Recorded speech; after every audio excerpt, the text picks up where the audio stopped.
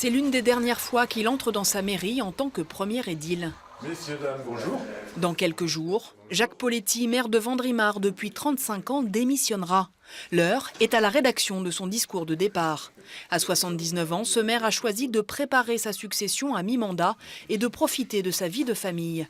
Le moral n'est donc pas en berne, même s'il reconnaît qu'être maire nécessite toujours plus de combativité. Ce que l'on peut regretter, c'est le temps perdu entre le choix d'un projet et puis sa réalisation. Il faut bien sûr se bagarrer pour, déjà administrativement pour établir le projet, finaliser le projet et pour obtenir les subventions. À quelques kilomètres plus au sud, au Manoir-sur-Seine, 1300 habitants, Jacqueline Ponce a démissionné de son mandat de maire il y a 18 mois. Ces 73 printemps ont sans nul doute pesé dans la balance, mais les lourdeurs administratives, le sentiment que les petites communes comptent peu ont fini de la convaincre, sans compter les baisses permanentes des dotations financières de l'État.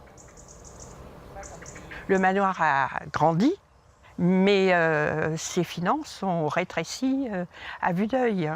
Et aujourd'hui, on a un budget qui est d'un peu plus de 1 million, environ 1,3 million.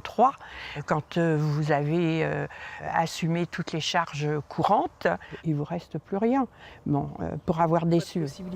Pas de possibilité d'investir.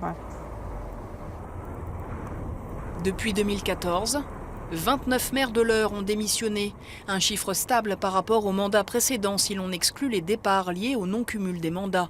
Mais une tendance à la hausse en Seine-Maritime.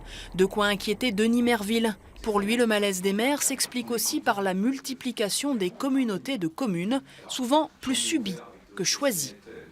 On sait très bien qu'on ne fait pas des équipements dans des communes petites ou moyennes sans le concours du département, par exemple. Mais maintenant, il va falloir attendre également que l'agglo soit d'accord. La maison de proximité, c'était la mairie. Donc tout ça, on voit que ça vous échappe, ça éloigne, et incontestablement, ça décourage beaucoup de gens. Donc on nous redonne un peu de liberté, un peu de moyens, et puis de coopération sur des bases volontaires, et qu'on ne nous impose pas des choses. Pas sûr que ce discours soit entendu au plus haut sommet de l'État. Dormez pas. Mais pas plus, réponse.